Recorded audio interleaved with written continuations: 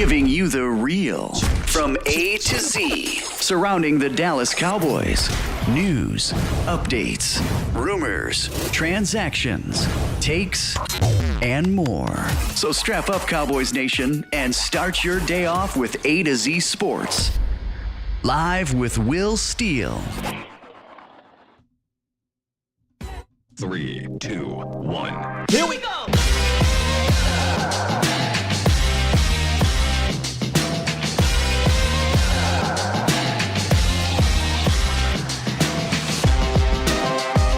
Good morning, good people.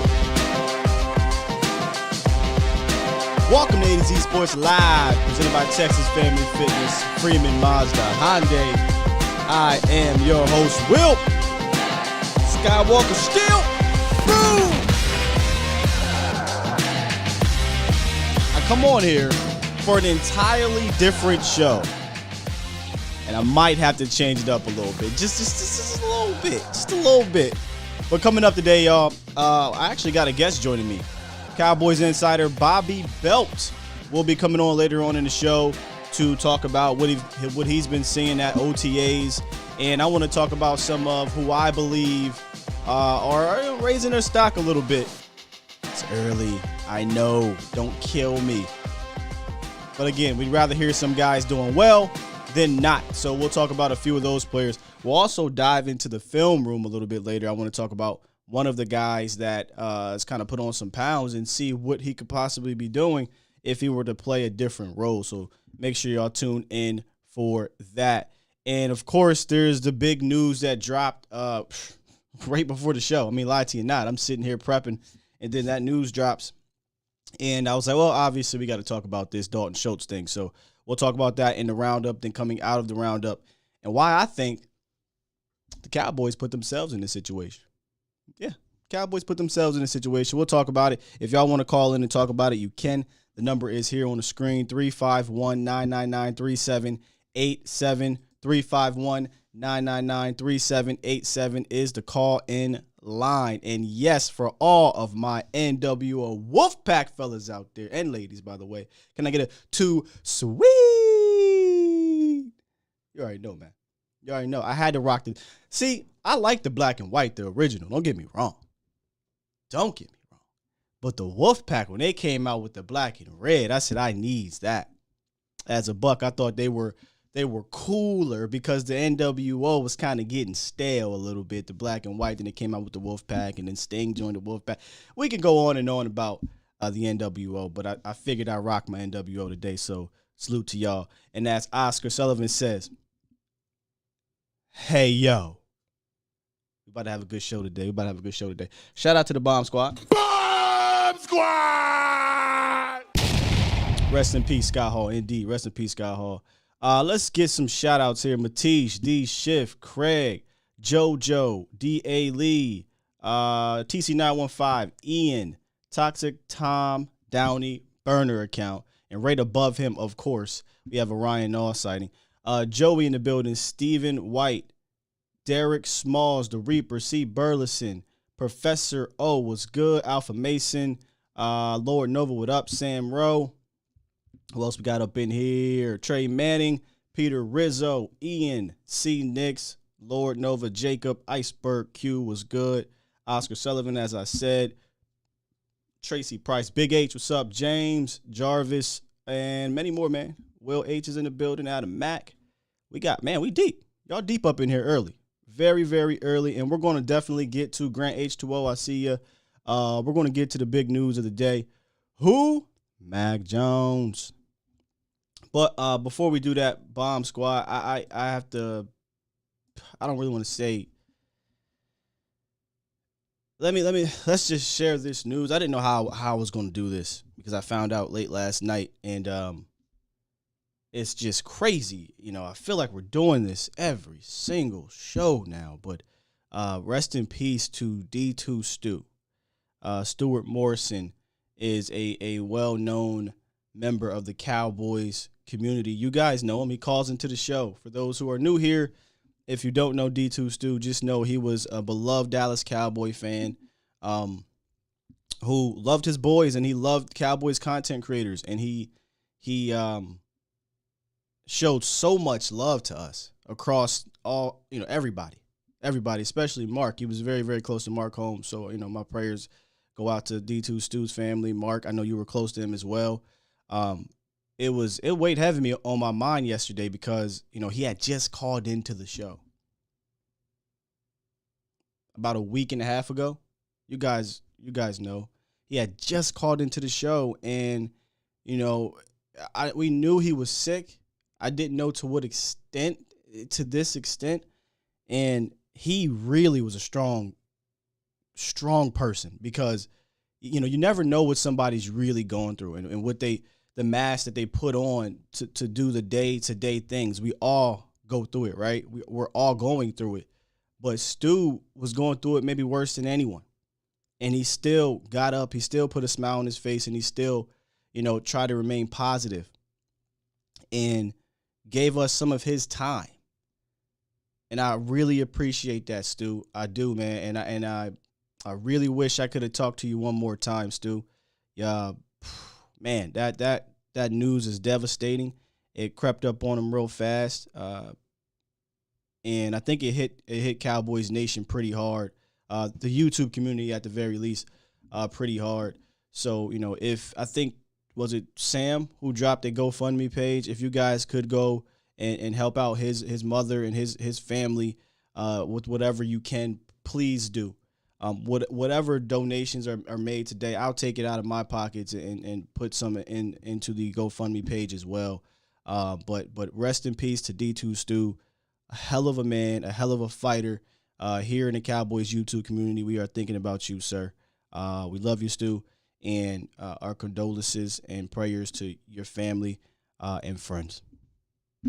With that said, Cowboys Nation, there is no easy way to transition from that, but we will try, and we'll get into this news moving forward. It's time! It's time! It's time! It's time. It's time. It is time for. It's time for the morning roundup. Round 'em up, boys. Yes, indeed. This is the morning roundup presented by Texas Family Fitness. Strive for progress, not perfection. They are more than just a fitness club. They provide the tools, support, and resources you need to achieve your goals. So hit up any of the 13 different locations if you're looking to begin your fitness journey, or visit texasfamilyfitness.com. Yeah, Sam, if you can drop that, I will try to pin it. See if I can do it from here. Yes, I'll try to pin it if I find the message, Sam.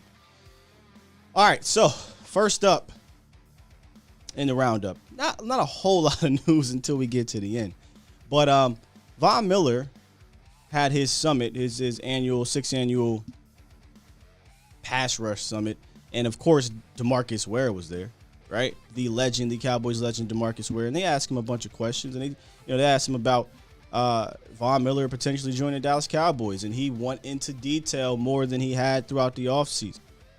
He talked about how Von Miller, I don't want to say he was bugging him or anything like that, but he leaned on DeMarcus Ware for Cowboys intel. He kept asking him questions, and D Ware would say, "Hey man, just hit up Jerry Jones. What are you trying to do? Are you trying to break the bank here, or what's the move?" And I guess Miller said, "I just want to come back home."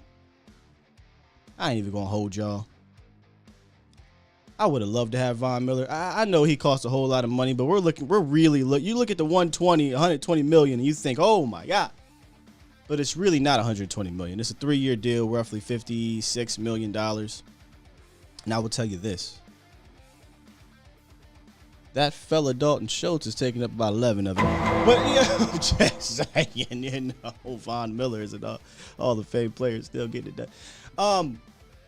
Yeah, so, he wanted to come to Dallas. He wanted to see what's up. And I think we all knew what was going to happen there once he called and they said, hey, yeah, we're looking for X amount of money. And they said no. So Appreciate you, though, DeMarcus Ware, trying your best. Tyler Smith attended Von Miller's pass rush summit, which it may not seem like a big deal to you, but to me, you know, I've I don't want to say turned in or developed, but I've put more weight on wanting to be great.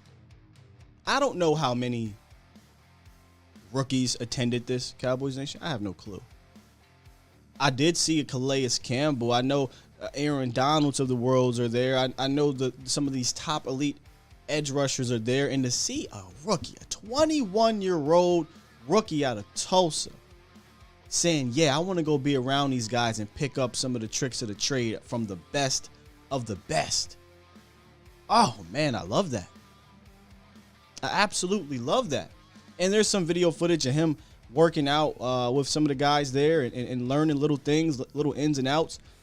And from everything that I've heard, this kid is bright. It sounds like he's bright. It sounds like he gets it.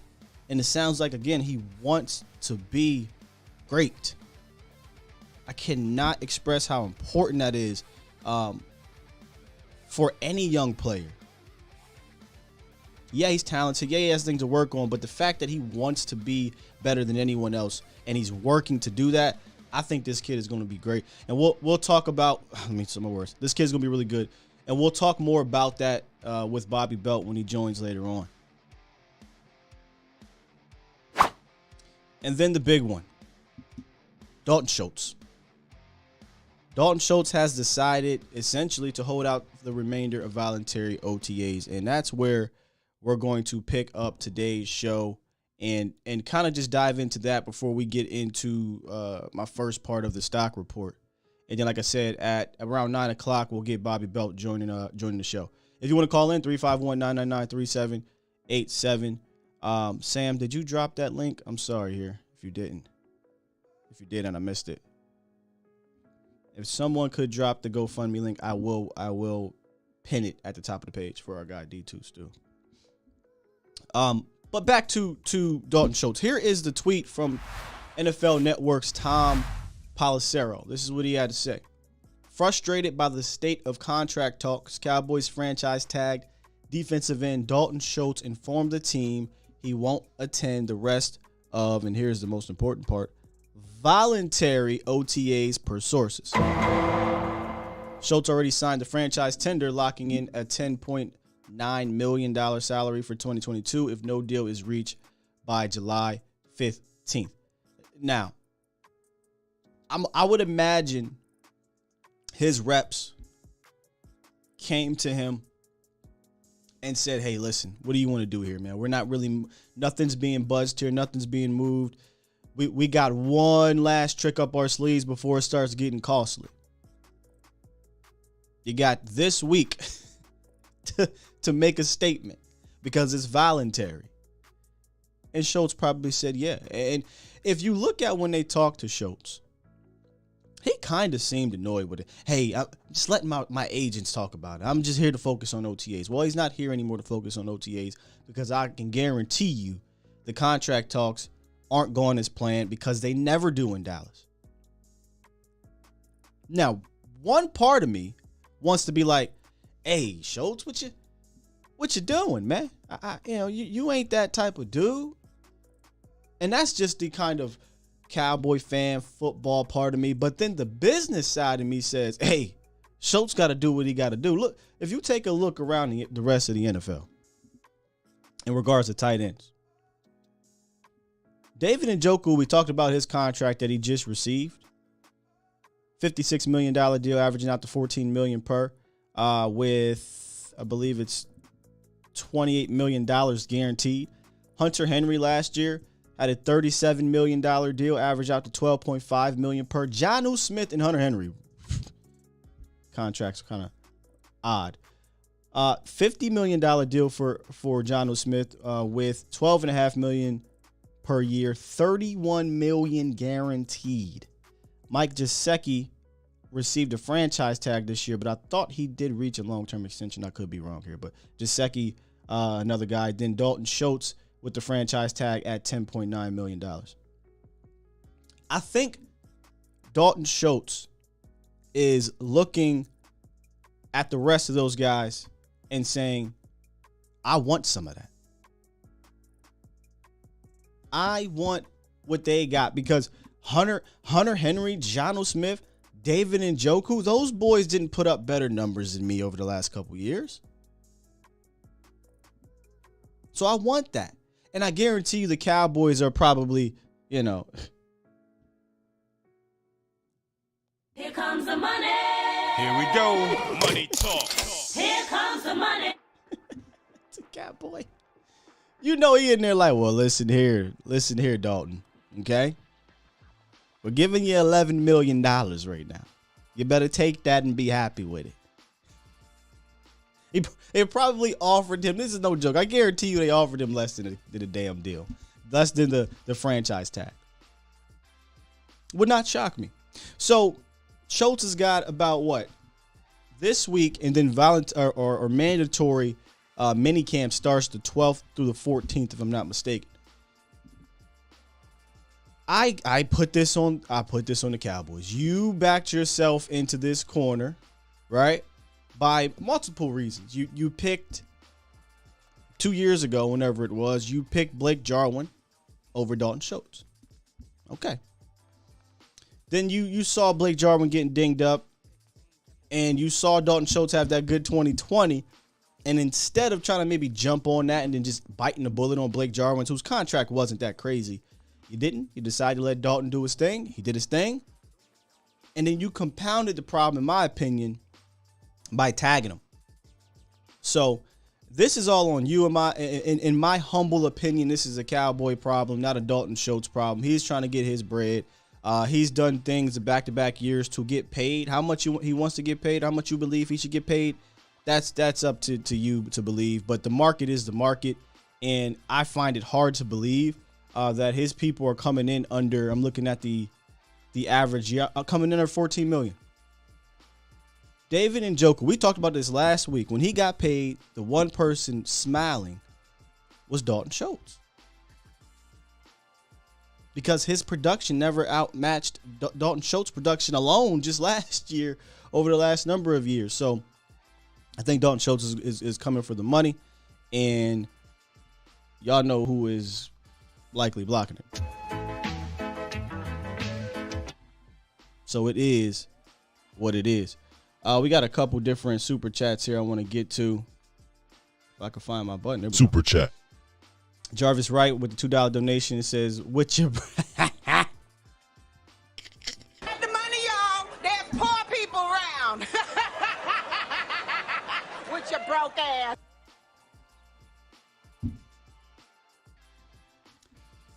You know what's crazy though? I ain't really tripping about this one. Because I don't know how to feel about paying him $14 million. But it's really not me. I'm putting Dalton Schultz cap on. Dalton Schultz cap, he's probably pissed off with Steven.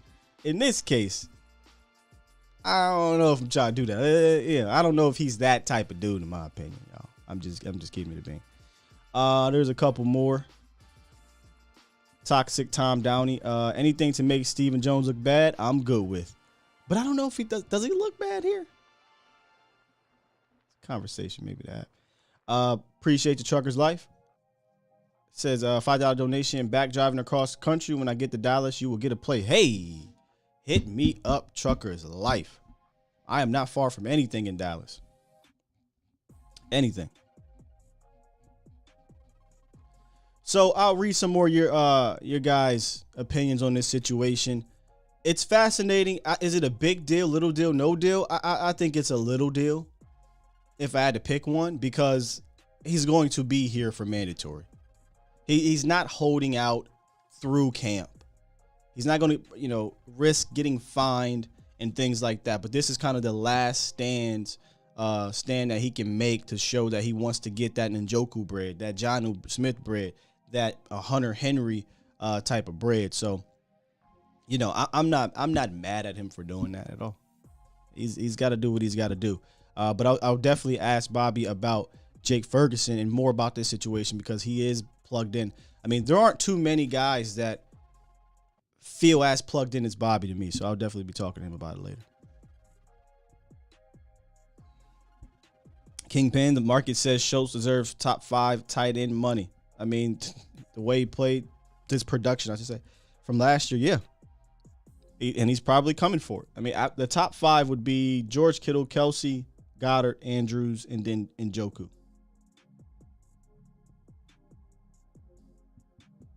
Toxic says it makes Stephen Jones in the front office look bad. Yes, it does. I mean, once again, too slow and a day late. So that's what you're saying. Okay, you're talking about the lead up to this situation. Yeah, the lead up to the situation is bad because they made the wrong decisions. They picked Jarwin and then they let Schultz play it out, which I don't know. Well, that's debatable. And now here we are. And honestly, I could get on them for tagging him in general. We talked about this. There are other options I think available, but they did what they did here. Ian says we got Dalton's clone in the draft this year. Roll on to the next guy till we get a guy at tight end. I think that's what their plan is to do. I said it before. I don't really see them paying Dalton Schultz upwards of $15+ million unless he goes berserk this year. I think they drafted Jake Ferguson to be the next Dalton Schultz, essentially. Reaper says Schultz is going to have a block list now the size of Santa's list. So apparently he's a notorious blocker on Twitter. He hasn't blocked me yet, so but it wouldn't shock me if it was coming. Good morning, Paul. What's up? What's up, Joey? It says Will Steele for 2022 tight end. Y'all don't want me out there, man. I ain't gonna pretend like that. Do we need a special tight end though? Do we need to pay a non-special tight end special tight end money is a question, Paul. That is the question. Do you pay a guy like a Dalton Schultz $15+ million and he's not remotely special in anything? If he wasn't one thing, you can maybe say, oh, this dude is supremely gifted at XYZ. But I think I'm going to ask a question with your question. All right, y'all. Let me take a sip of this coffee and let's kind of get into this stock report because I want to talk about this one specific player before we get into the phone lines. And let me just make sure I got that set up right, by the way. We don't want any problems when my guy comes in here. Yep, we're good to go.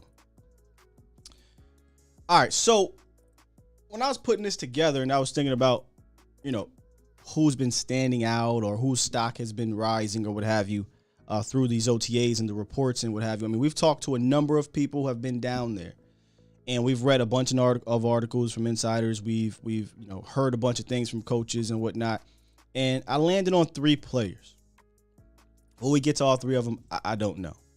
But there is one guy I've got to get to today, and I'm actually going to jump into the film room with it. And it's Chauncey Golston. You're probably like, Chauncey Golston? That's the guy you have as a their stock rising? Yeah. Mm-hmm. It is. And it doesn't stem from one specific thing. But when we talked to Kyle and he, dropped that bomb on us that he put on about 20 pounds to slide inside, that's going to take him to about 290, which is solid 3-tech weight there. Takes him to about 290. I instantly said, oh, okay, my antennas are raised. Then David Hellman came out and said, yeah, he's doing a lot of defensive tackle things. And Kyle was saying, well, he's probably going to be doing more defensive tackle things this year than edge rusher things, but he'll play some 5-tech as well, which really is a DT playing on the outside in the 3-4. So he's going to probably play mostly defensive tackle this year, but they're going to move him around. That made me have to go back again. All right, let me go look at Chauncey Golston. Let me go see what he looked like kind of playing in that role as a rookie, as a pup, as a 270-pound hybrid edge rusher. Let me go see. Now, last year, a solid year for a 3rd-round pick who was part of a rotation, and a heavy rotation. 32 tackles, a sack, had 23 pressures and 12 stops.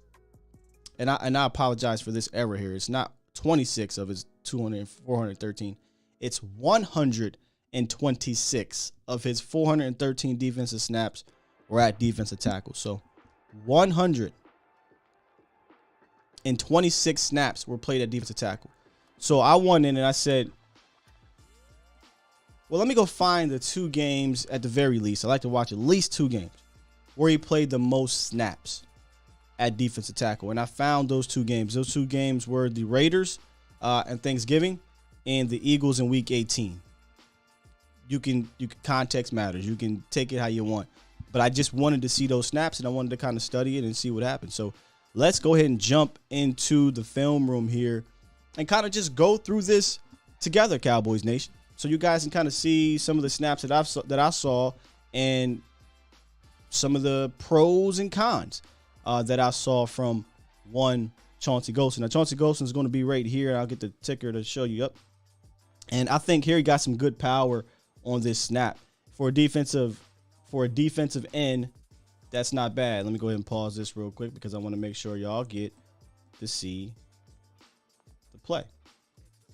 Once again, Chauncey Golston's right here. Now, you'll notice a little bit I call it wasted motion sometimes, a little bit of dribbling without a purpose, but nonetheless, it's good power. It's good power. Comes in a little high, and we'll talk about that a little bit more.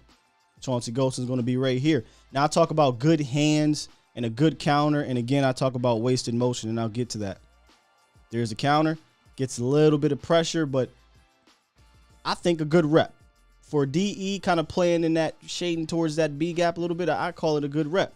But here's where I say there's a little bit of wasted motion. There's about 3.5, 4 steps before he even touches the offensive guard.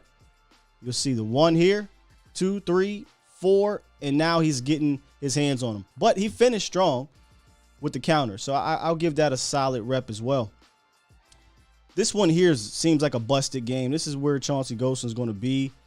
I don't know if they're going to try to run this game with Dorrance Armstrong or not, but it looks weird. It really does. They run into each other, and he gets kind of a pressure.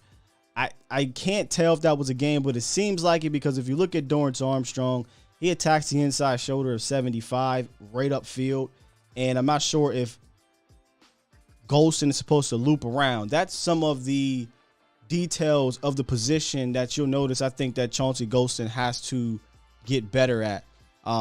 It's while he can move in, I don't think it's something he's great at from a mental standpoint. And they just kind of run into each other. It's a busted game, and there we have it. Now, here is something that I noticed throughout a lot of his defensive tackle snaps or his B gap type of snaps. He'll come out really high, and he gets controlled a little bit, but he finishes it off with some good hustle. When you come up that high, you make it very easy for this offensive lineman to kind of just control you. And then he has a good arm length, but he doesn't really win the battle there. Grabs the outside shoulder, and he kind of just mirrors him, but finishes strong.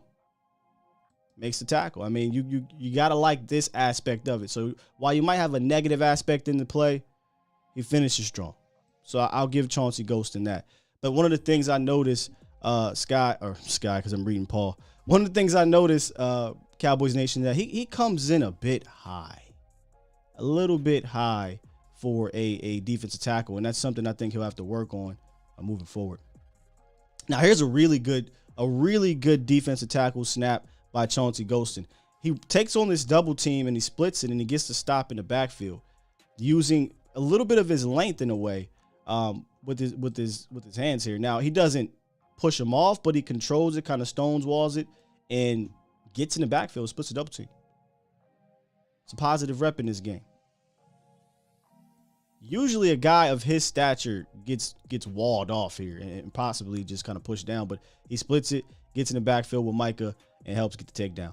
Now we get to the Eagles game. One thing you're going to notice, this game was week 12 in regards to the Raiders. Eagles was week 18. You'll notice an improvement, I think, in his first step and the non-wasted motion. You'll notice a little bit of an improvement here. Now, this is just a regular play. I wanted to put all his defensive snaps here as much as I can. The use of the arm bar here gets a little bit better throughout the season. Not a bad rep here. He holds his ground, and just in case the running back cuts back, he's in position to make the play. But here's where you're going to see, I think, Golston start to utilize that first step a lot better and get on the boom. See that? He gets on the guard way faster in this game. I don't think there's much wasted motion. plants the foot and gets inside and gets the pressure. A lot less wasted motion than you saw in week 12 against the Raiders. You'll see the same thing here. Shoots upfield, gets inside, and honestly, it should have been a hold, but a lot less wasted motion. And I don't know if they dubbed that a pressure or not, but there's not those choppy steps. Uses the swim move pretty well, beats the guard. That's a win. You'll take it. And this might be one of my favorite reps of the day for Chauncey Golston against the guard. Again, a lot less wasted motion. Look how fast he gets upfield, plants it, and gets inside. Using his quickness at that position, which he's going to need inside, because even at 290 pounds, Cowboys Nation, he's not a big defensive tackle. So I'll go ahead and let these play while we talk some more and see what you guys got to say. But Chauncey Golston, man, what I kind of took away from watching both of these games, and this wasn't really all the film, I just wanted to point out a few plays, was that he was much more assertive against the Eagles, getting upfield and using less false steps or wasted motion, and he was dribbling with the purpose. We talk about that a lot on this channel. Dribble with the purpose, not just to look cute, as my coach would say. But my overall takeaway is that, he's going to have to learn the details of the position so that he can take advantage of his athletic ability inside.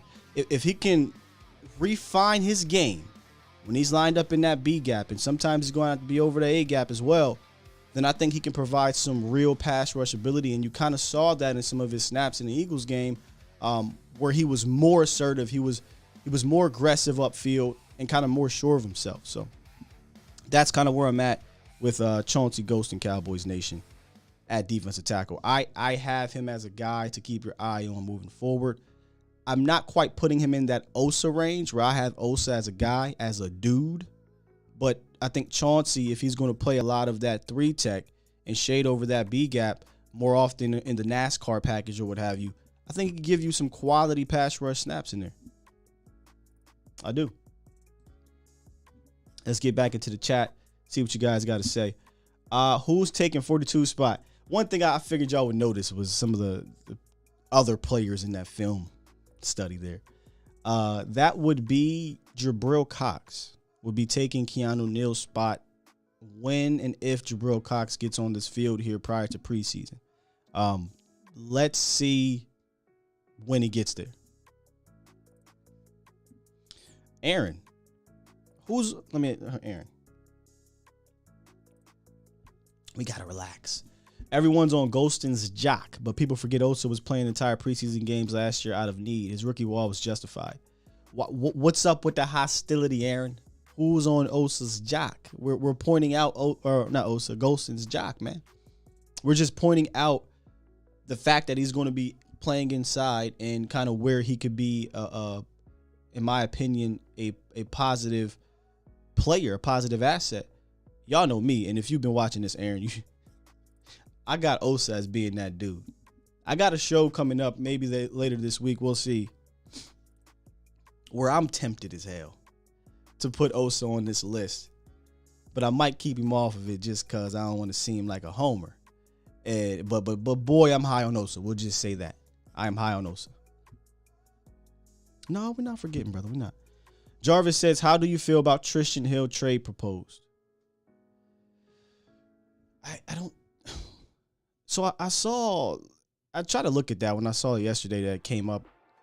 Was this a trade proposal, or was this just a creator saying, hey, what if the Cowboys did this, and this, and it kind of blew up as the Cowboys made a trade offer to the Patriots? If somebody can point me to a insider or reporter who said the Cowboys made a trade to the Patriots, then I'll speak on it. I just didn't see that. It just sounded like, hey, what if we trade Tristan to the Patriots for Neil Harry? I mean, I can make up a whole bunch of trade scenarios. So I don't really know if it's a real trade. If it is, if you could point me to it, then yeah, I'll discuss it. But other than that, it's kind of like, well, what if I traded Donovan Wilson for Jarvis Landry? I'm just throwing out names. You know what I mean? Yeah, do some digging for me, man. Do some digging for me. Yeah, that's what I mean. I'm not sure either, Professor O, if it was an actual trade or if it was just kind of like, hey, we're in that season where we gotta kind of get some content here. Marcus says Golston will play DE on first and second downs and slide inside on passing downs. I'd argue, Marcus, he won't be available on first and second downs. Think about what you just said. Chauncey Golston will play defensive end on first and second downs. For who? Not DeMarcus Lawrence.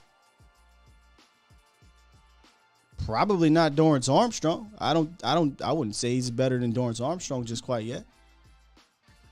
Maybe Sam Williams, but I would not throw Sam in there. Dante Fowler.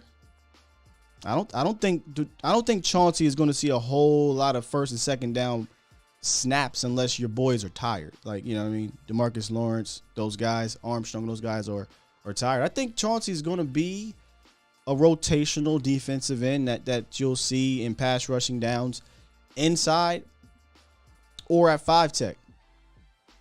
But again, and maybe I'll ask him if I remember from according to Dave Hellman, he's saying that he's more DT this year than he will be defensive end. That could change, but that's just what I'm hearing down there. We'll know more once we get to camp. Truckers, I see you here. We can't hear you.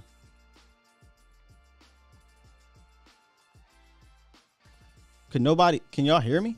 Am I tripping?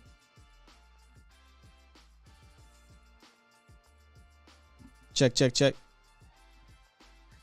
All right, thank you, King. Yeah, if y'all ever can't hear me, y'all know how to just go crazy in the chat. Hill for Harry would be trash trade where a change of scenery could do either or both guys are good. Yeah, we'll see. Maybe I'll ask somebody about that. Let me see if this is. Let me just real quick make sure this might be Bobby. Hey Bobby, is that you? Bobby, is that you here?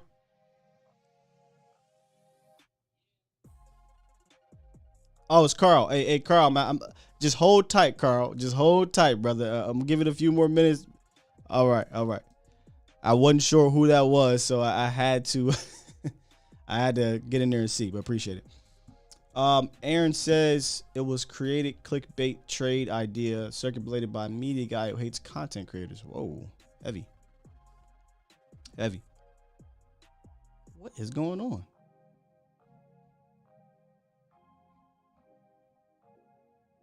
Oh, y'all couldn't hear the caller. But can y'all hear me? Y'all got me worried now, man. What the hell? Yeah, I wasn't worried about y'all hearing the caller at that point. I wanted to make sure it wasn't Bobby. So, but as long as y'all can hear me, just let me know.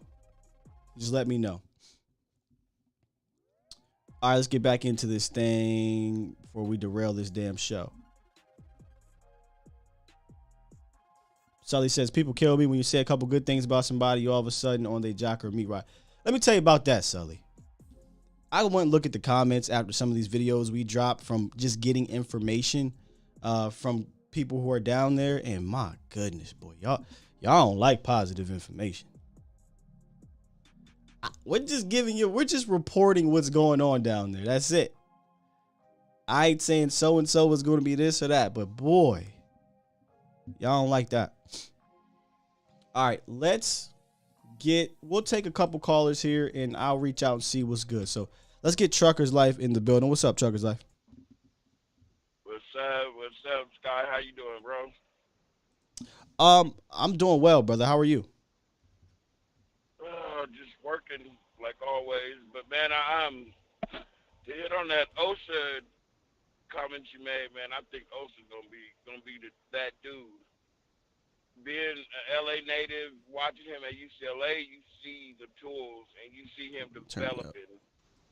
And then you look at the coach that Dan Quinn putting his handprints on him. That man's going to be something special, I think, in my opinion. I'm kind of double biased because I'm an LA baby, but also I'm a Cowboy fanatic. But and then Chauncey Golston. I think Chauncey Golston, he's going to be that NASCAR tackle. But then it's hard to even say that because Osa has similar athleticism as Chauncey. Amen. Listen, I find it interesting he's moving inside, but I think he's going to be competing with Tristan. I don't think Tristan's going to be here. I think he's not competing with Tristan. He's replacing Tristan. Well, that's fair. What I'm thinking. That's fair. But what I mean is competing with him in camp and preseason. Yeah. They're not going to cut him before then. I would look at a trade for him. That N'Keal Harry trade, if that's true and not just a rumor, I would go for that. Because N'Keal Harry, I don't think the Patriots used him right. Watching him at Arizona State, with LA is Pac-12 country. Watching him at Arizona State, that dude's nice. If you use him right, they try to use him for deep balls. He's not a deep ball kind of player. More possession receiver, yeah. You get him up the middle. He's got that big body. He can absorb hits. You don't want to get him down the field too far because he's not super fast. He's not gonna give the quarterback a big window to throw into. Yeah. But hey, Trucker's Life. I got to keep it moving here, Trucker's Life. But I appreciate you calling in, good brother. All right, no problem, man. You have a good one, and God bless you. Thanks, brother. Appreciate you. Have a good day. And be safe out there on the road. All right, you too. Okay, now I believe we have our guy, Bobby Belt, in the building. What's good, B?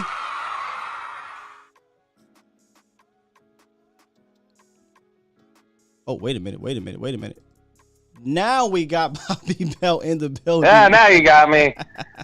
I didn't hear Siri tell me unmuted until a few seconds later. Hey, brother, appreciate you coming in here, giving us a few minutes of your time, man. How are you this morning? I'm great. How are you? I'm good. Kind of got some news dropped on me like a bomb right before the show and took my show a little bit of different direction. I'm sure you probably heard about this and seen it yourself, B. But can you give us some more information on this Dalton Schultz quasi holdout situation going on here? Yeah, I think they're very clearly frustrated in his camp because they thought, get the tag and then they'd continue to negotiate. And I think the Cowboys have just shown very little interest in negotiating anything long term. I think it's pretty clear that they just really intend for him to be here one more year and that they want to, move forward as best they can this season and have a reliable connection that Dak has established. I mean, with Cedric Wilson gone, Amari Cooper, Michael Gallup hurt. I don't think they wanted just all new, fresh faces, essentially. And so I think that's why it was important to them to bring Schultz back just for the year while he developed other connections. But I think that's probably starting to dawn on them a little bit. And they realize that the franchise tag number is below his market value. $11 million per season is below what David Njoku got. And it's below probably the 14 to 14.5 annually that they would want. And so I think that that's just what they're kind of coming to grips with, and feels a little late in the game, I guess, to go ahead and do this. I would have thought you would have just wanted to do this at the beginning of OTAs, but trying to send, somewhat of a message here with a month out before the deadline. Well, I think a lot of us kind of assume that they took Jake Ferguson to eventually replace him. This gives more opportunity for him to get some reps. How are they working him in down there? I was going to say for tight end 2, but I guess he'll kind of be, that tight end 1 now until Schultz gets back. Well, I mean, from what we've seen at OTAs, it'd be more like they're moving up from, him and Peyton Hendershot are moving up from tight ends 5 and 6 to 4 and 5. They've given all the reps to the veterans. And so all the reps have been Schultz, Jeremy Sprinkle, Sean McEwen, and then even Ian Bunting. And so I think they're just kind of, bringing them along, and they're, they still believe in them. It's just I think they want to kind of hold their hand a little bit until they get used to the veteran work and working with the veterans and stuff like that. And so this may accelerate it a little bit, but I mean, a lot of their reps to this point have been, with throws from Ben DiNucci and Will Greer to them. I understand that. It seems to be the thing that they do with these rookies every year. Same thing they did with one Tyler Smith, right? They have McGovern kind of working in as that first team guard, and then all of a sudden Tyler Smith will probably be your starter sooner rather than later. And you were the first one, I think, to kind of notice Tyler Smith's improvement at rookie camp. At least I remember the tweet. And now you've seen a few more of those practices, man. Why should Cowboy fans be excited about this young man? I mean, everything is there with the work ethic. We already know the traits are there, and so what the question is the work ethic there? Can he internalize the coaching? Can he take the classroom and apply it to the field? And so far, the answer is yes. I mean, his hand placement's been a lot better. His footwork's been better. Everything is steadily improving. So rookie minicamp looked better than the Tulsa film, and then the first OTAs looked better than, rookie minicamp, and then the second week of OTAs looked better than the first week of OTAs. And that's all you want to see is just you want to see improvement and that it's landing with him. And I think so far that's exactly what you're seeing. And, he's cross-training at this point. He's doing some stuff at left tackle and left guard, and he's showing improvement in both areas. At left tackle, he kind of stonewalled Micah Parsons at one point last week, and then a couple of plays later he was in at left guard and did a really good job reacting to a twist and kind of locked them up. And so he's shown a lot of improvement, and I think people should be really excited about him because the Cowboys are very excited about him. This isn't smoke. This isn't trying to fluff it up and say, man, here we are with Tyler Smith. We're going to have to sell this as a pick we like. They really, really like him. I think what made me say, okay, something's up here with this young man is when you hear Dak Prescott, Ezekiel Elliott, Zach Martin, Micah Parsons talking glowingly as much as they have, and you get the attention of the veterans, something's different about this young man. Yeah, I mean, that's what happened last year with Micah Parsons. We started hearing chatter from people about Parsons, and you could kind of see it out there on the practice field. And it's not the shock and awe kind of debut that Parsons had at practices, but I mean, it's on that, it's nearing that level of a guy who's really putting it together and showing like, oh, okay, this is, the same question with Parsons. This is not just a raw football player. This is a guy who's really putting it together. Yeah, so, we talk about Tyler Smith and Jake Ferguson. These two guys are going to be guys that hopefully start opening up holes for Zeke and Tony Pollard, who, Bobby, I think this is a very interesting year for both Zeke, TP, and that running back room in general. You got Zeke in, back-to-back years where he's been a bit dinged up. He's got that big cap number that Stephen Jones is already bringing up. And then you got Tony Pollard entering that contract year where, he might see more touches and show his value to the league. Just kind of your overall thoughts on, what's going on out there with those guys on the field. And then is this group one of those long-term uncertain positions more than we think? Yeah, I think there's a lot of uncertainty just about Ezekiel Elliott and Tony Pollard's futures just because of the way that you hear the Cowboys talking about him, not only bringing up Zeke's money, but also they've made sure to reference that, hey, Tony Pollard's in a contract year. And Chris Hall, their director or their college scouting coordinator, had said with Mickey Spagnol on DallasCowboys.com recently, it said that, Zeke, Christian McCaffrey, Derrick Henry, guys like this, they may be the last running backs in the league to really get paid. And so that kind of reflects to you that the Cowboys are thinking that you don't really pay backs like that anymore. And so I think that indicates that they're going to want to get out of Zeke's money, be a release or a pay cut, or maybe they negotiate some sort of an extension to massage the cap number this year and reevaluate it at the end of the season to see where he is. But, I think there's definitely some big decisions to be made on Ezekiel Elliott and Tony Pollard. It'll be, I think they'll reevaluate, okay, how much tread is left on the tires? How much have we seen from him? How much can we rely on him? But, they like some of these running backs they have in camp and some of these guys they have, behind them. They really like Rico Dowdle as soon as he'll be healthy enough to participate. So, they've got options to consider, but, yeah, I think they're going to have to reevaluate that next winter.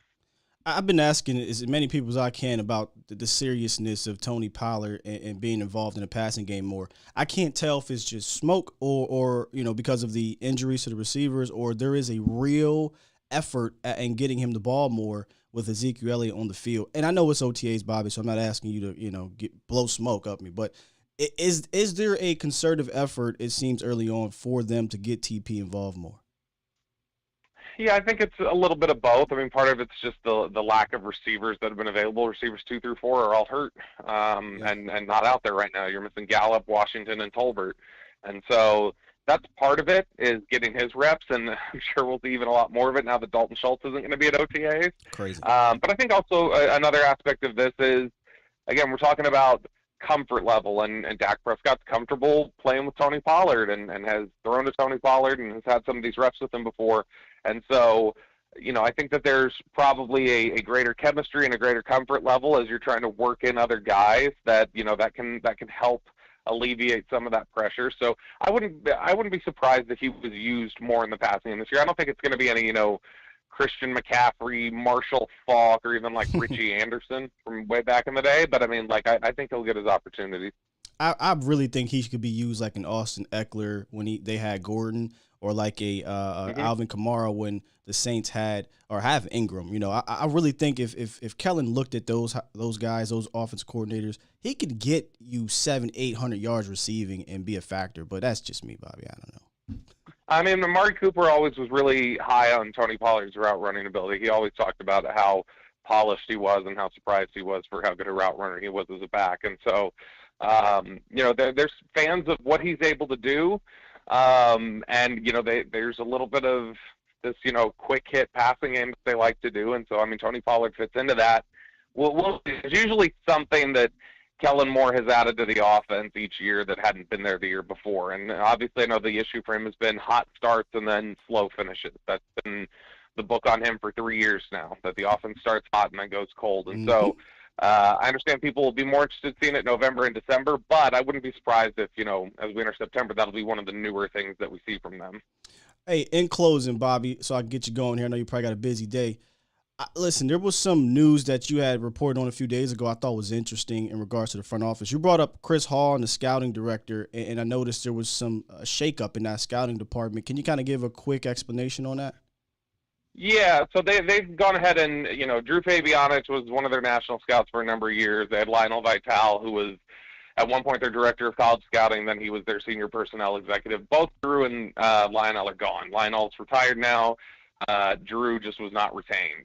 And so what they've done is they've kind of had a reshuffle. They didn't make any outside hires. They went ahead and just elevated their own guys. They decided, all right, let's build from within. So Mitch LaPointe was elevated from assistant director of college scouting to director. Then you have Chris Vaughn, who was the Southeast area scout. He's now the assistant director of college scouting, fills in where Mitch LaPointe went up. With his spot open, the Southeast, they're moving Eric Ellingworth from the upper Midwest over to the Southeast area scout. Eric was a graduate assistant at Florida for a couple of years, was on staff there with Nussmeier, so he has some Florida connections, and so that'll probably help him. And then the national scouts that they elevated, they took Ross Winchie from the West Coast. He is now a national scout. He's been responsible for guys like Michael Gallup when he was in the Midwest, Oso Digizua when he's been in the West Coast. Klein Kubiak, Gary Kubiak's son, who's been on staff for a couple years now. They drafted 3 guys from his area of the Midwest this year, including Tyler Smith. And so Klein Kubiak and Ross Winchie will be national scouts now, and we'll see if any more shuffles occur after that. Good stuff, Bobby, man. I appreciate that. Hey, man, listen, you've been talking about this show, Barry, and I think because of you, I got to check it out. So I'm blaming it on you. It's really good. I don't know what they're doing the last 2 episodes, though. So just I would say, the first 2 seasons are great. The beginning of season 3 is great. We'll have to see where this is going here these last couple episodes. It's getting a little surreal. Do you at least watch Stranger Things? I watched the first season. I wasn't opposed to it. It's just I had so much on my plate. I haven't picked up past season 1. Whenever you get a chance, Bobby, check it out. This last season is fantastic. Fantastic. I'm all about nostalgia, so I'll hit it up. All right, brother. Hey, appreciate you joining me, Bobby. Hopefully we can do this again, man. Absolutely. Thanks, man. Yep, have a good one. That was Bobby Belt of 105.3 The Fan, giving us some nuggets, and there was definitely some nuggets in there. In regards to the Schultz situation, in regards to how they feel about the running back position. Very interesting year. Very interesting year. And he talked about what I've been saying a lot about Kellen Moore and the offense. Hot, cold. Start off hot, gets a little weird. I call it weird because it has its moments in that back end, but it gets weird. But good stuff, man. Bobby Belt, 105.3 The Fan. Y'all can check him out on there every day. Cowboys Insider. We're going to continue to try to keep bringing these guys in to give you some of that in-your-face Cowboys information as best as we can. Let me go ahead, take a quick break, get a little sip of some coffee, and tell y'all about this week's Ride of the Week, and then we'll get back into the show. Phone lines are still open. You guys can call in if you want. But let's talk about this week's Ride of the Week real fast. It is a 2022 Mazda 3 hatchback, which starts at about $28,000 for the, I think they're mid-tier level. 4-wheel drive. They have the sunroof, the automatic climate control, the Apple CarPlay, Android Auto, of course, 26 miles per gallon in city, 34 in highway. And here's an interesting one. They have memory foam seating. This car's just getting crazy. That's a 2022 Mazda 3 hatchback with memory foam seating. Make sure y'all check it out at freemanmazda.net or visit Freeman Mazda in Irving, Texas. You're listening to A to Z Sports. Do it live! At some point, hoping to broadcast In front of the millions. of Cowboys fans to bring you the real. But for now, strap up and here's your host, Skywalker Steele. I'm Luke Skywalker. I'm here to rescue you. We'll do it live. We'll do it live. Welcome back to A to Z Sports Live, where the show kind of, this is what I love about Cowboys. The Cowboys will take your show where you need to be. We get some news early on about Dalton Schultz, and we get an insider on here to give us a little bit more insight on it. Shout out to my brother Vosh Lombardi in the building. Make sure y'all check us out later on. 306 Gang or 36 Mafia. 3-ish Mafia. I'm sorry. Even though 36 we do it. 3-ish Mafia. I love that, man. Over on the volume. A lot of good stuff ready for that. What y'all talking about in here? What y'all arguing about now, man? What y'all arguing about now? Zeke, I see. Kingpin and Lil John says, honestly, what makes Zeke better than Pollard? This conversation to me is reaching comical standpoint. Because they both good. Are we the only fan base? Like, I wonder if in Cleveland, if there's a Cleveland fan in here, please raise your hand. Do y'all argue about Hunt and Chubb or no? I'm just curious. Just curious. I think both of these dudes need to be involved. But I think that the real gripe and the real conversation is that Tony needs to be involved more. That's the problem, is involving Tony more in a way. Yeah, I did bring up Stranger Things. Man, listen, man. My lady was tired of me saying this all weekend. Stranger Things is goated. I'm a big time series watcher. I been doing it for years. Stranger Things?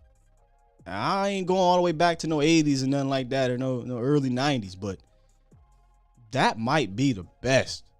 That might be the best Netflix original ever.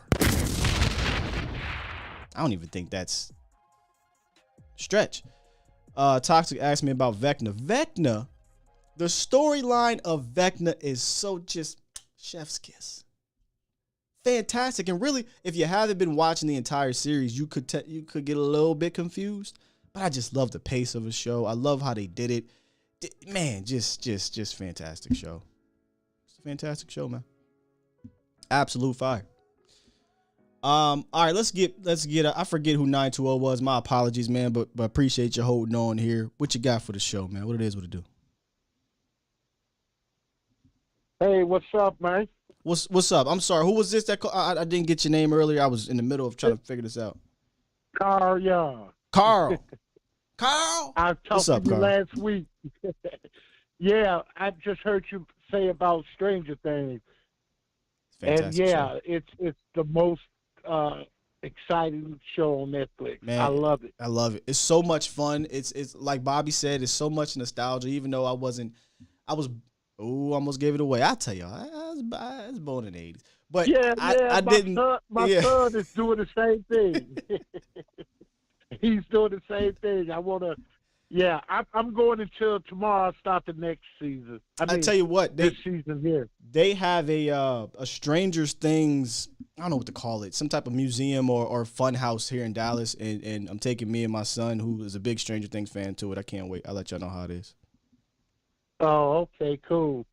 No, I was calling because I heard the news on Dalton Schultz.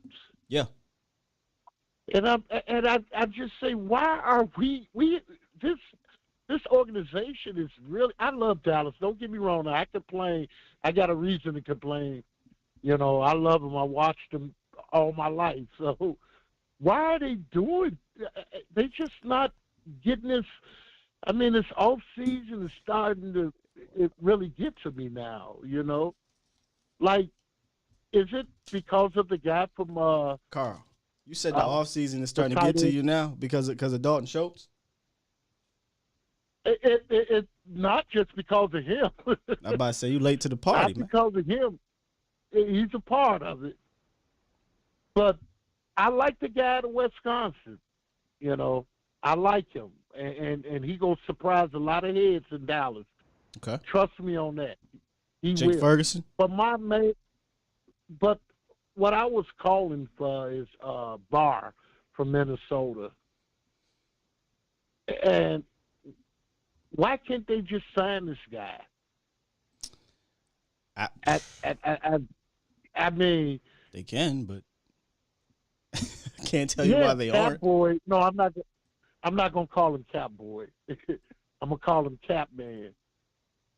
I think you have a chance to sign Barr and have another receiver, and maybe bring in another offensive line, maybe a center, or give that guy you undrafted. What was his name? The one you undrafted? Lindstrom? A chance. Yes. Well, it sounds like, Carl, that they got McGovern as the backup center again this year, which, I'll be completely honest with you, I'd love to see more snaps so I could feel more secure if he's going to be the backup going into the season. Oh, yeah. I totally forgot about him. I knew last year they was talking about giving him some shots at center because right now, I'm kind of, I'm kind of worried about him, Who, Biotish? Center, Yeah. I'm kind of worried about him for it. Yeah, because I watch him and it seems like his hiking the ball is so short. And he had some bad snaps last year, yeah. I think worried is a bit strong. I'm not worried. I'm actually anxious, if that makes sense, Carl. Like, I'm anxious to see what he looks like, his development. Because if he doesn't take that next step, then I would worry. But I'm anxious to see what he looks like. Yeah. And my last question about the defensive end. You think they set with that, or you think they're going to give that guy ex-Giants, ex-Tampa Bay JPP a chance to come in? Yeah. I think that was probably legitimate interest prior to the draft, but then they got Sam Williams. I feel like if you get JPP, I think you're basically progress stopping at that point, right? Like, somebody's not going to get ticked, whether it be Armstrong, whether it be Sam Williams, Golston, if they decide to use JPP in that more hybrid role. I guess if you're looking at him as a Basham replacement, but I don't know if JPP is a stand-up guy like Basham. Basham can do some stand-up things for you and rush. In fact, I think a lot of his rushes were pretty solid when he was standing up, whether it be pressure, whether it be stunts, games, whatever. So I don't know if that interest is real. I think maybe it's real if someone gets hurt. But JPP prior to the draft, maybe. But JPP now, just come on, man. Rip the Band-Aid off. Let Sam Williams get as much experience as possible. He's got the athletic ability. Yeah, I'm pretty excited. And my last, at the end, I called last week, and at the kind of end of my conversation, I heard you say, when I was talking about the Philadelphia 76ers, you say you almost had me. Oh, the Eagles. Until I said something about, listen, I hate the Eagles. Don't get me wrong. I don't like the Eagles, and I really think that the Cowboys will win this division again this year. Okay. I do. I like. When it's all said and done, I think they'll be standing high in this division. I think so too. It all depends on their quarterback, and I just don't believe in that quarterback at all. And honestly, as we as fans and as the Cowboys, which again they're not really worried about other teams, we got to worry about ourselves. Like we got our own issues and things we need to improve on and make sure that we, at least maintain to get that division title again, which is the bare minimum. It's the bare minimum. Yeah. But I respect all of our opponents. I'm not, I'm gonna just say this, bro. Like I'm gonna just say this for you. I ain't scared of you, mother. That's it. I hear you. I heard you say something about the Pollard and Zeke and everybody. I'm so sick of that. It's just it's comical at this point to me because I get it. Like I get why people want to see more TP, but I don't want people to overlook the fact that TP and Zeke together are better than they are separately. Like they're on the team. It's not like we have to pick one. They're both here. And that's just kind of how I feel about it, Carl. But hey man, listen. Great call, Carl. Appreciate you calling in and holding. Keep on keeping on and supporting, man. All right. Thanks a lot, bro. Yeah, appreciate you. Yeah. I think we all should be happy they're both here, in my opinion. Because we look behind it, and I had this conversation, and I was just getting bombarded in the chat. When I posted the excerpt from the show we did in regards to possibly looking at guys like Anthony Barr and Wayne Gallman, they were like, Rico Dowdle. Oh, relax. Sorry, I don't think that 7 carries in his career is enough for me to be like, nope. I don't need to look at other competition. I don't need to look at other players who have been proven in this league or of age and still has the ability to push him. All those 7 carries, great. I don't need to look elsewhere. Nah, that's not how I'm looking at it, man. There's a number of things with Rico. Rico Dowdle looked good before he got injured in regards to preseason. Running hard, was going to look like a solid RB3 for the Cowboys. Played special teams a ton in 2020. Rooting for Rico. Then he had a hip injury. And then a couple weeks ago, he had knee surgery. Rico ain't ready until camp. So I look at it as, why not bring in somebody to help compete in that situation at a vet minimum? And people in the comments section, oh, you're wasting money. How you wasting $600,000? You got $23 million. And y'all know who y'all sound like. But we don't want to waste $900,000 on Wayne Gallman. Huh? No, this is what y'all really sound like. Get the money, y'all. There's poor people around. With your broke ass. Why? That's all. I just find it very interesting that and again, I hope Rico comes back healthy and he's great, but I am never not about competition or possibly finding someone that can replace the 52nd player on the roster. I mean,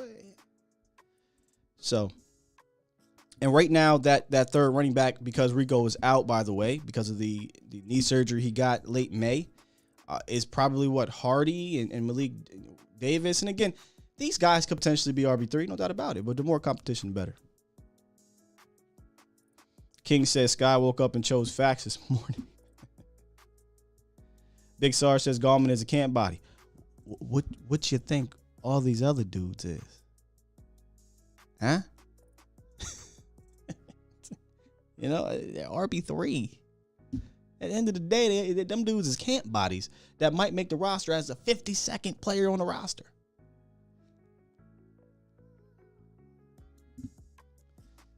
Boy, and that's what I love about us is we're very passionate about every single last person on this team.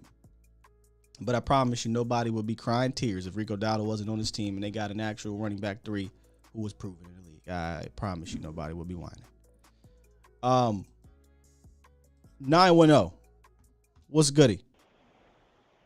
Hello, good morning, Ty. Oh, it's Miss Queen. See, I'm so mad my call does not allow me to save numbers no more. So mad. But what's up? Oh, that's bad. Hey, what's going on? What's up, Queen? You are so funny. But, That's yeah, I just have a couple of things to say this morning. These people be tripping me out, man. Trying to compare Pollard to Elliott and all this other kind of stuff. Like you said, they're both on our team. They're both great. They're both great producers in their line of work and everything. And, you know, having both of them on the team and using one and not the other is like getting your hands done and not your feet. Yeah. You know what I'm saying? You just can't do that. Having peanut butter without some jelly, you can't do that either. Kool-Aid with no sugar. Just a peanut butter sandwich. Yeah, you know what I'm saying? So, milk, no cereal. Y'all be happy that we have both. That's right. Child, I'm telling you. But, y'all just be happy that we have both of those guys. We'll be able to use them individually. We'll be able to use them together. Hopefully, it'll be more of the latter. I mean, using them more together, hopefully, because we saw that with using them both together, it was some great production, and it helped us win a lot of games using both of them. And also, as far as, what's his name, Schultz, I don't understand Stephen Jones, man, in reference to that. Because, you know, it makes me question his business acumen, because he had an opportunity to get him for a much cheaper rate, you know, in the beginning of the off season, and he chose to wait. He chose to tag him, and now he's going to have to pay him way more money. That's stupid. He did the same thing with Dak. He did the same thing with Zeke. You know what I'm saying? And it's not, I mean, if Schultz gets that big bag, it's not going to be nobody's fault but his. And that's all I got to say. And how about them Cowboys? Thank you, Queen. Hey, let me ask you something. Are you shredding paper back there? You shredding evidence? I'm at work. I'm so sorry. You come on while I'm at work, and I just, wait for you to come on, and I'm listening and everything. I got you, and so, yeah. So that's all. I'm not killing nobody. I sound like you back to trap queen. You back there shredding the evidence. All right, guys. Y'all have a good day. Appreciate you, Miss Queen. Enjoy your day. You too. I was trying to piece it together. I was like, what's she back there doing? She ain't lying, though. It's very important to have both of those players. It's very important. We talk about that a lot. One of the running backs I see is being brought up is Corey Clement. I am honestly, legitimately shocked that they didn't do that. I thought Corey Clement filled in fine as a RB3. He got the experience, plays special teams, can do run pass things for you, veteran. And they said, you know what, Corey? We good on you. But Noah Brown, you got to come back. I love this team, man. They are interesting, to say the least. So here we are. Jaquan Hardy. Let's see what Jaquan Hardy does. You know, somebody called him the lovable running back, Stephen White, the lovable goggles or whatever. Jaquan Hardy, Malik Davis is another running back from Florida. Let's see what all these boys got. You know, I was gonna go through the rest of my stock up, but I'm gonna be honest with you. I think the Schultz news took us in an interesting direction. Bobby Belt gave us some good stuff. Y'all are giving me some good stuff via the phone line. So we'll roll this thing out for another 10, 15 minutes here. If you guys want to call in, and this is pretty much the rest of your show, to be honest. The other two players that I was going to talk about, the stock going up, I'll be very quick on it. Is CeeDee Lamb and Tyler Smith for different reasons. Tyler Smith because he's improving, he's impressing. I'm sorry. And we heard Bobby Belt talk about it. If you missed Bobby Belt, you can either rewind it. I'm going to drop the full interview later on today on the channel, so hit that notification bell. And then CeeDee Lamb for different reasons. Listening to Clarence talk about him, listening to others, listening to him is just something different. It's just something different. In fact, I'm going to go ahead and play this Clarence Hill audio when he joined the show last week. and touched on Dak Prescott and CeeDee Lamb's kind of relationship and whatnot developing. But CeeDee is one. We sat and talked to Dak. At his locker, just chilling, and he is really excited about CeeDee, and he says CeeDee has it. He is gonna. He has everything, and just number one, he's being more vocal. And I talked to Jerry Jones last week. He said CeeDee was going to be an upgrade as the number one receiver over Amari Cooper because of everything he does on and off the field. They certainly, you didn't draft him in the first round and give him number 88 and not expect him to be your number one guy. So this day was coming anyway. It came faster than we thought it would be. Certainly because they were unhappy last year with Amari Cooper for a number of reasons, including, not being vaccinated and missing a couple of games. But this day was coming with CeeDee, and they're really excited about CeeDee. Certainly Jerry has to say that. But Dak is very excited about CeeDee. He sat in there. He moved his locker next to him in the locker room. They're right next to each other. And he's ecstatic of what he's going to get from CeeDee. He said he expects him to have a big, big year. Yeah, I expect that as well. And I know this is it's OTAs. We're taking the information we can get, but it just feels, and this is why I really wish we can eventually, hopefully, get the credentials, because I want to be around. I want to feel what's going on, but it just feels like this connection, this bond is going to be a little bit different than it was with 19 with Amari Cooper. And I'm not saying it in a bad way. It's just that Coop was an established veteran coming into this team, and they connected. But CD was a pup, kind of growing now, right? With Dak, that's kind of Dak's little bruh, where Coop was the big bruh. And I think that dynamic is different. I mean, I know. I was a little bruh and a big bruh. So I know it's a different dynamic. And there's just a little bit more, I think, of a stronger want to, when this is my almost when this is my little fella. Oh, boy, I can't remember sometimes. When this is my little fella, you kind of want to make sure you're putting that little fella in the right positions. You're doing the right things for him. And it's just the connection's a bit different, especially when the big bruh isn't that type in the sense of super aggressive and vocal as a person. Not that you need him to be, right? If there's other big bruhs. But I do think that this CeeDee Lamb Dak connection has an ability to be better than Cooper and Dak moving forward. You heard what Dak said. I want him to retire here with me. So, all right, let's get back to the phone lines, man. Good stuff today. We got our guy D Schiff. What's up, D? Hey, what's going on, Scott? Good take, man. I think, like you say, Coop is just he's that guy, man, and in his mind, he knows it. You know what I mean? And I think it comes off a lot different for, I think, Dak, as opposed to, being able to groom a talent like CeeDee Lamb, and keep him under his wing versus putting Amari Cooper under your wing. You know what I'm saying? And that'll pay, I think, dividends just for the relationship Lamb and Dak are trying to develop. And just kind of having that type of dynamic in the locker room versus kind of having Coop, just his overall tutelage just kind of laying over Lamb and just kind of forcing Lamb to swim a little more, Yeah.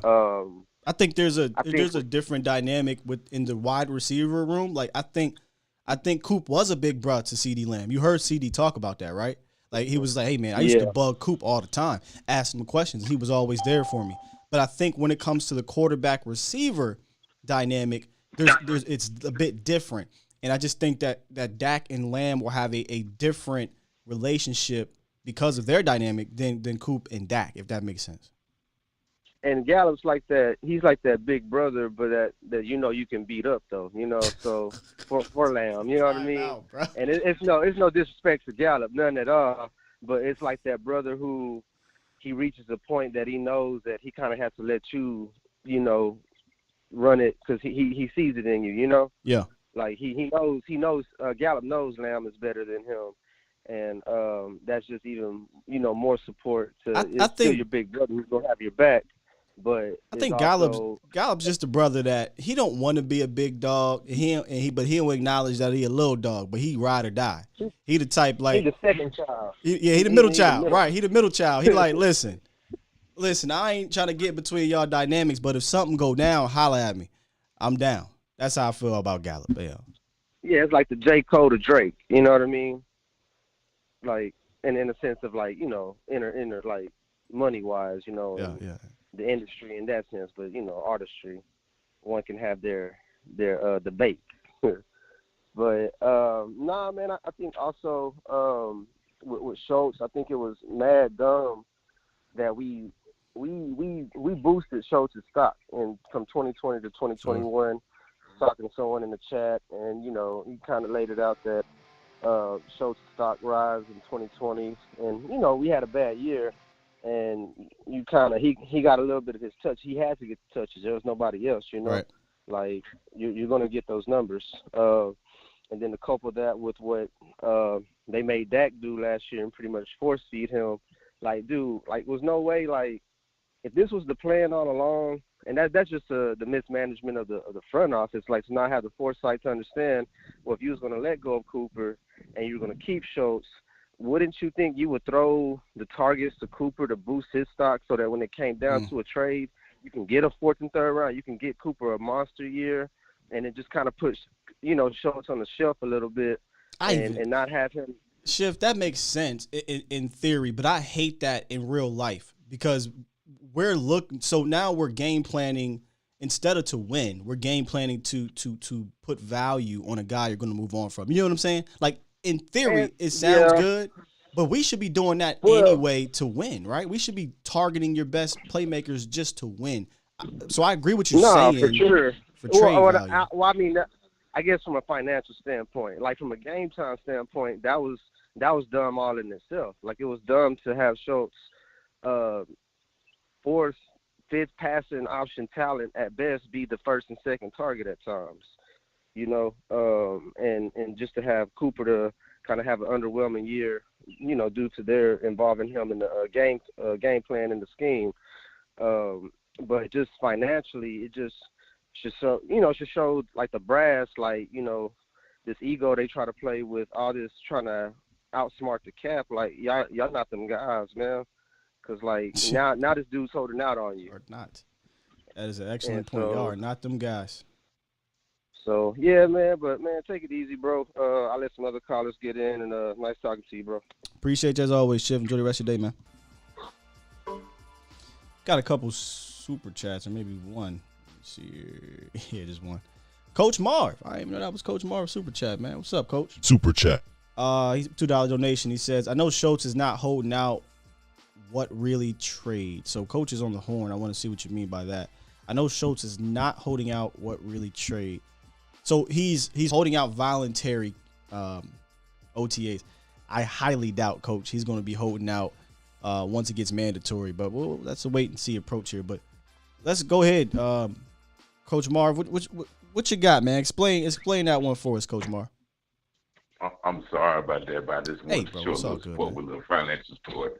But check this out.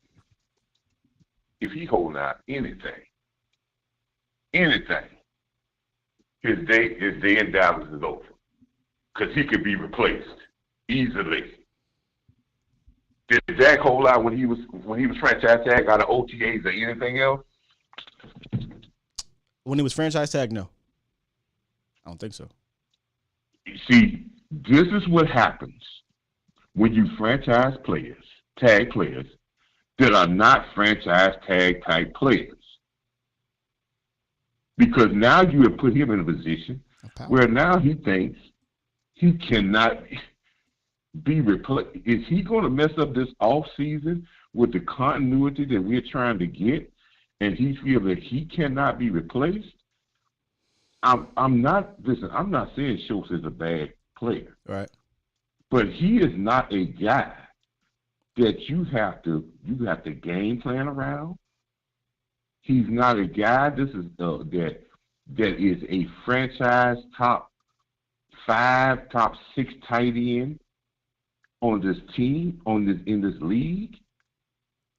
And if we want to get more athletic, or we want to have better blocking, or some guys that can sit down in zones, he can be replaced.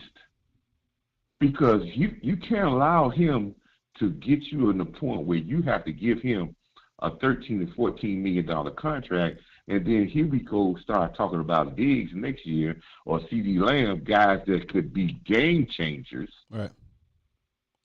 And then we kind of hold up because we have a guy that's middle of the road getting top tight end type of money. And I think, Coach, this is a mistake. Dallas put themselves in this situation by not. I was just about to say that. You know what I'm saying? They didn't add any real competition for Schultz. Like, if they really wanted to bring back Schultz and knew that there could be a potential issue contractually, why not go out and sign? And I know people don't like the names of O.J. Howards, and I keep on forgetting that Colts tight end. I just keep on forgetting Hurst. Any of these other dudes who have at least have some ability or shown at some point in this league they can be at the very least a solid tight end. There's a lot of people that always say, well, we don't need the tight end to be special. Cool. Then go get a non-special tight end and pay him non-special money and let's rock out. So, they did this to themselves. I mean, you put yourself in a situation when you use specialized tags, right? Listen, tags was made to keep franchise players. So when you don't use your tag in the correct situation, you get yourself in a situation when that player signs that tag that you lock yourself in, making a player think that he's more valuable than what he is, and now the pressure's on you that you need to sign him. I've said this and said it 1,000 times. I would have handled the Schultz situation. I would have offered him between $7, going over no more than $8.8 million a year.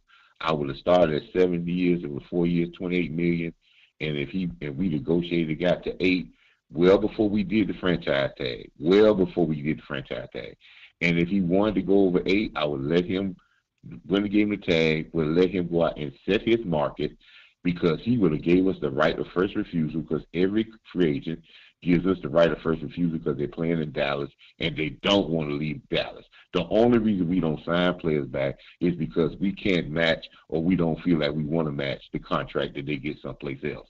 They always give us the right of a last refusal of their contract. And he would have set the market someplace else where the market would have set him.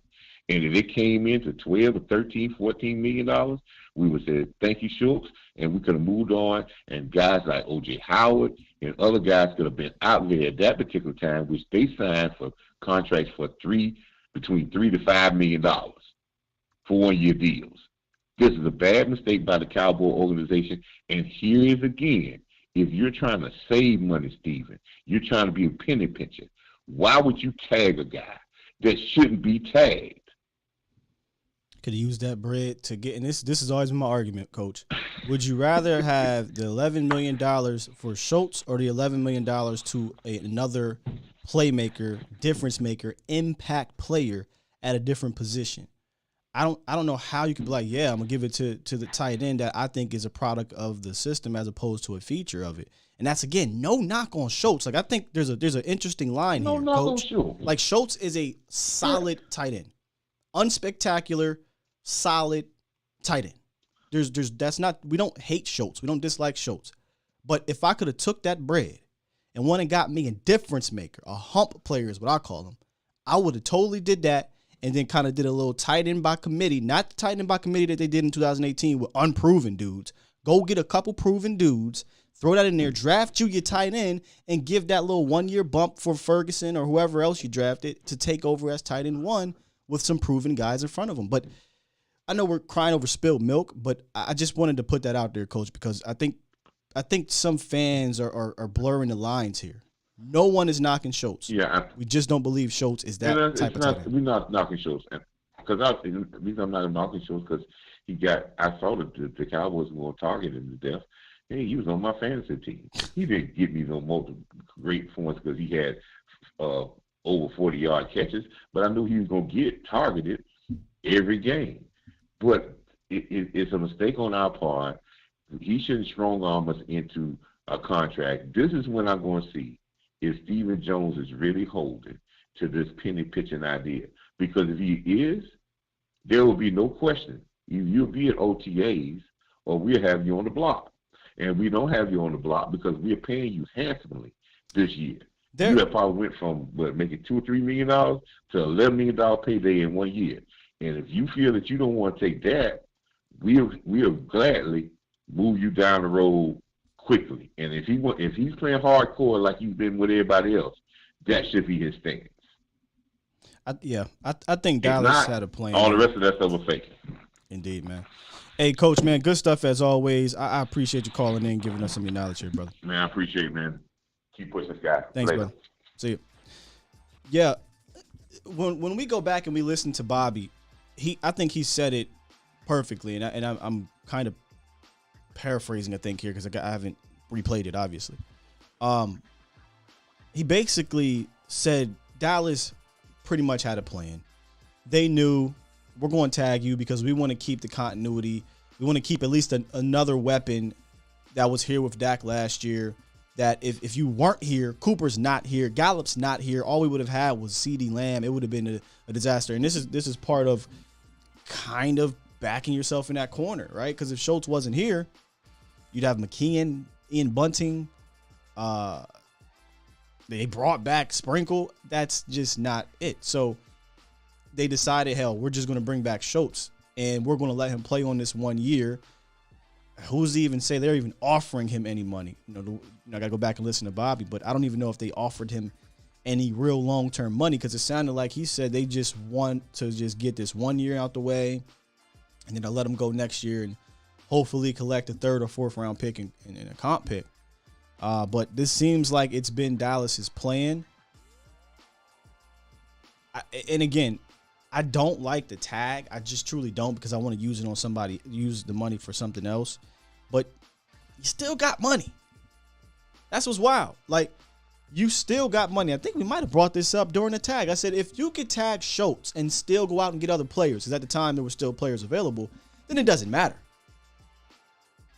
It doesn't matter, right? But on one hand, you can't sit here and whine about Cat. That's the... Here comes the money. Here we go. That's the problem. You can't talk outside both sides of your mouth, Steven. You can't whine about Cat. Then you put $11 million on the tight end that you don't want to pay, who is not better than the guy you let go. And there's other players on the market you could have got. Just an interesting situation. It's definitely one of these situations where the fan base, I can see it in the chat, is very passionate about. And I don't know that it's an easy one either. Possibly because of how we put ourselves in this spot. All right, we got Reek, man. Long time no speak with Reek on the horn. Then we're going to wrap up the show. What's up, Reek? Yo, what's going on, Sky? Cowboy Nation, stand up. Yes, sir. Like, share, subscribe, and all that good stuff. My thing is like this, man. We know Steven do some real buffoonery type shit, man. He been doing that stuff for some years and think that he's smarter than everybody and that everything's just gonna work, man. This dude has never put a Super Bowl team together, man. You know what I'm saying? You know, my thing is like this. He sat back while his dad was building the Super Bowl team. But my thing is like this, man. That dude been questionable ever since he tried to yo Jerry up for bringing prime time up in here, man. Oh yeah. Like, yo, that's questionable right there, bro. This dude helped us win the Super Bowl. So it's like I've been side-eyeing Steven for a long time, man. It's like he's real questionable at how he making these moves, and it's just stupid, man. And it's affecting us to the highest degree, man. Because it's like, damn, man. You telling me out of all these free agents, you know what I'm saying, you couldn't go get somebody to like make the fan base think like, yeah, we going for it. You know what I mean? That's my problem with him. It's like, I understand you trying to win the Cat Super Bowl. I got you on that, but it's when and where you gonna do it, because if you saving all this money, it's like, what year are you just gonna go for it if you got the money to go for it. You know what I mean? Because like, I don't think nobody would have been crying about anything if we'd at least went off of Von Miller that just won a Super Bowl, 2-time Super Bowl winner, and Wagner, man, that is a Super Bowl winner, man. It's like you bringing experience to this young team. We one of the youngest teams in the league. Why you don't bring experience? You know what I'm saying? You tried it on offense. Why can't we try it on defense one time to see where we can go? You know what I mean? Because you're gonna need defense in really the whole year, and you should be able to take defense. If you're a good defense travels. And my thing is like this: you tagging Schultz. Who the hell is Schultz, man? He's okay, man. He's no Kelsey. He's no Kittles. Like, come on, man. That dude don't deserve no big contract like that, man. We could have just, like you said, man. I just, you know, my thing is like this, like you and Coach was talking about, man. We could have just let that dude walk. Could have let that dude walk. Went and got one of these other dudes for a couple million and drafted. You could have offered him a contract, but... Yeah. Yeah, offer him something. If he feel like he bougie, he feel like he's one of the he's on Kittle's level. Let that dude walk, man. Like, we don't need you like that, man. My thing is like this: he was never a difference maker. People see him catch the ball, be like, oh Lord, he got the ball, man. Just tap him down, man. Just hit him real quick. He ain't gonna do nothing else. You know what I mean? He made some people miss surprisingly last year a little bit, man. Yeah, but it's like, come on, man. It's like Coach said, nobody's game planning for Schultz. Oh, no. You just know, they're gonna check down the Schultz or Ezekiel. You know what I'm saying? When Dak can't throw, Dak don't want to throw it down the field to nobody, or he don't feel like nobody's open. He's gonna check down to him. So it's like, come on, Steven, man, quit trying to browbeat the fan base. We know what the hell going on. We see what you're doing, bro. Like. Let me go back to something you said. Let me go back to something you said before you get away from it, because you gonna go away from it.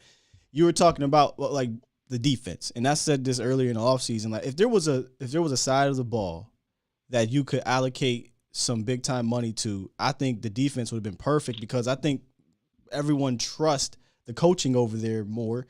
I think everyone sees that arrow kind of pointing up, whereas. To be honest, the arrow for the Cowboys on offense, I think, is at a stagnant point. Like, we got to see. You lost Cooper. You lost depth on the offensive line. You got some young guys, injury-prone left tackle. Don't really have an answer behind it. Rookies, like, it's kind of a wait and see. No Michael Gallup.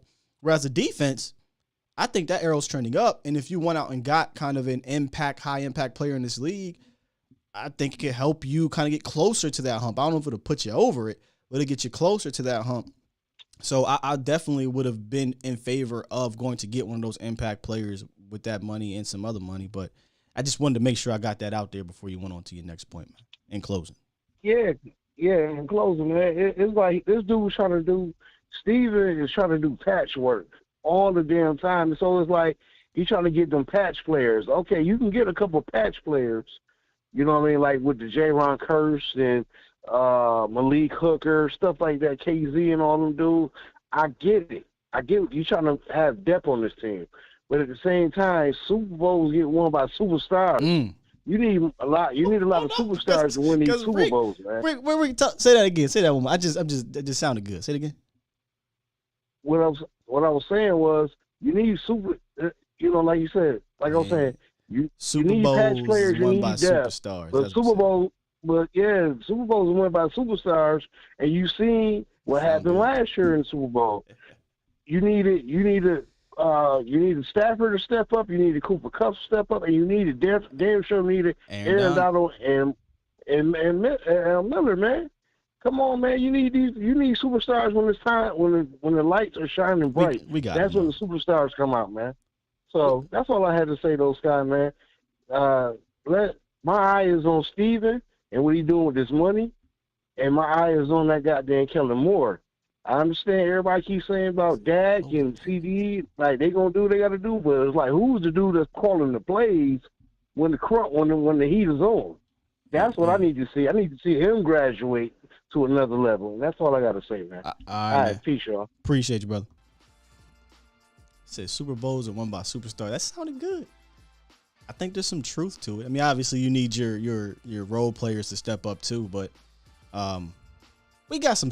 I think we got some superstars. But hell, I ain't never gonna be mad at bringing more. Never gonna be mad at me for that. All right, man. We at the end of this show. I think we got an Eagles fan in here. We'll see if I find him. Big Pun says Schultz juked the mess out of the Eagles. He did. That's why when he said that, I said, I don't know, man. He made people miss a little bit last year, but it's just an interesting topic, man. Interesting topic.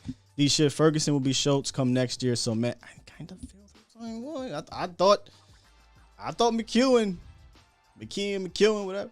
I thought he was kind of trending to that, coming as a blocker, don't do too much early on, and next thing you know, oh, he can catch the ball, get you 7 yards, and make somebody miss a little bit here and there.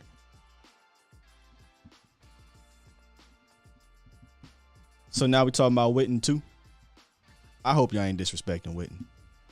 We already had this conversation. Chris, hey, set it off, Chris. If you in the building, see what you done started. Did y'all get this bot? Man, I love y'all. Y'all the best. I just peeped that bot. Go ahead and block her. Or him, whoever it is, probably him. We do have a Eagle fan in the building. Hey, Eagle fan, as long as you here and you want to add something intelligent to the conversation, you are welcome, sir or ma'am. D-Shift said, who was excited when Schultz got drafted? I will say this. Foots was. Foots, one thing Foots will let you hear it. If it work out, Foots is going to let you hear it. Foots was excited. Other than that, I don't know too many people who were like jumping for joy. He was a guy that was going to need some development as a receiver because he came in as a blocker and didn't have much production from a receiving standpoint at Stanford, but their system doesn't really allow it. And he turned into a reliable pass catcher. It's just something that's not quite there that makes me say, yo, we have to have Dalton Schultz.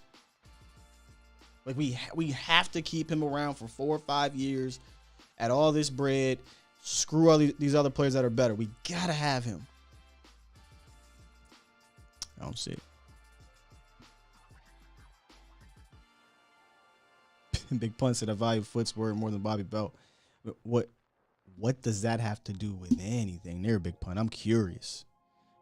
Just a little bit curious, Big Pun, because what Bobby Belt had to say had nothing to do about Schultz's play. What Foots is saying is about Schultz's play.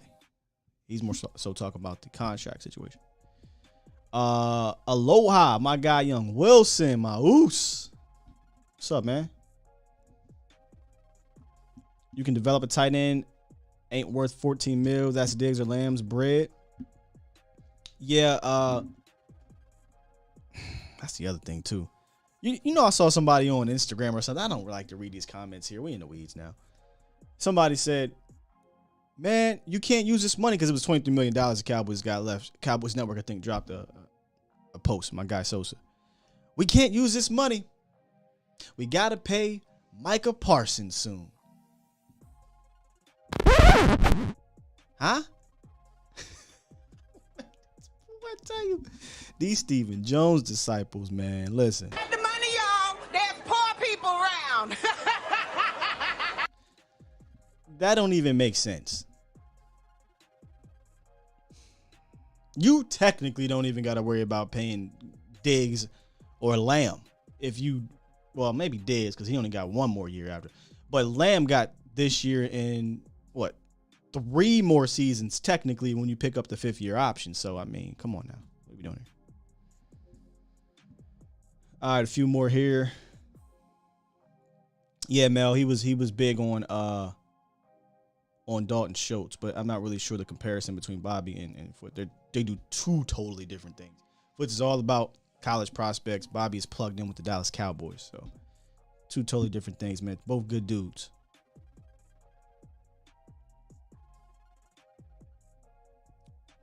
Foot's more accurate. I don't want to keep doing this because I don't even know what that means. Like, call him to the show though if you want to explain yourself. What does this mean? Michael H. Don't start winning. Parsons may okay. If you don't start winning, Parsons may not want to be a Cowboy. New contract. Pay your guys now. Man, Michael's a big time Cowboy fan and money talks. I'm not saying that winning doesn't matter, but just saying. Maybe the money is being held up to see if the Niners really get serious trading Debo. That is a little bit of that's out there. That's out there, but I don't know I don't see the Debo thing happening, to be honest with y'all.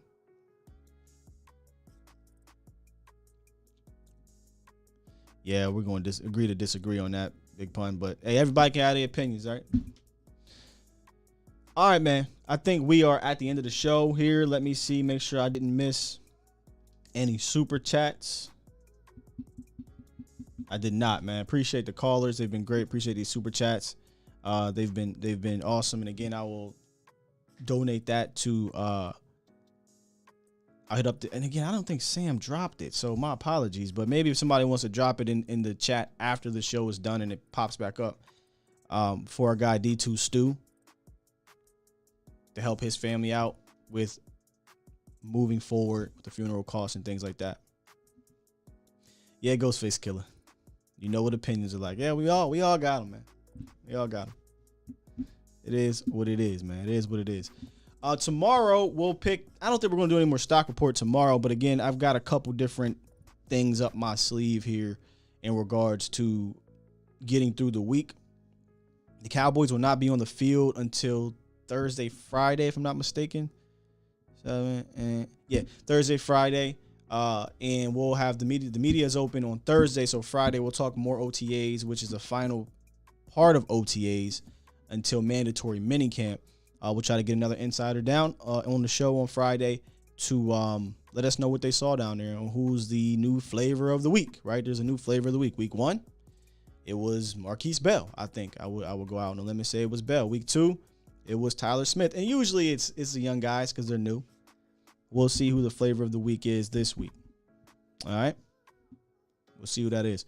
With that said, there goes the GoFundMe. I'm going to go ahead and save this. Hold on. Let me click it.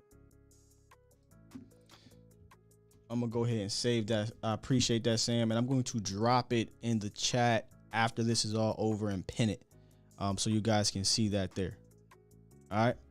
I'll be back on the tube later on the volume side on the Voch Lombardi Live. Make sure y'all check us out. Always a good time over there. We'll be talking about Micah and them boys and having a good time with y'all. So tune into that later. And then tonight, our guy Mauricio Rodriguez, who is continuing to get better and better and is just really good. He's not as green anymore. It's been a year. I think he's doing well. So make sure y'all support that and come on back through about 8 p.m. Central. He's usually on time. I'm not. Before y'all head out, hit that like button on your way out if you enjoyed this content. If you're new and you like what you saw, you want to come back, hit the subscribe button. If you kind of want to wait around and see some more, go check out some more of the videos. We're constantly dropping videos and live streams daily, weekdays here on A to Z Sports Dallas, what I consider the home of quality Cowboys content.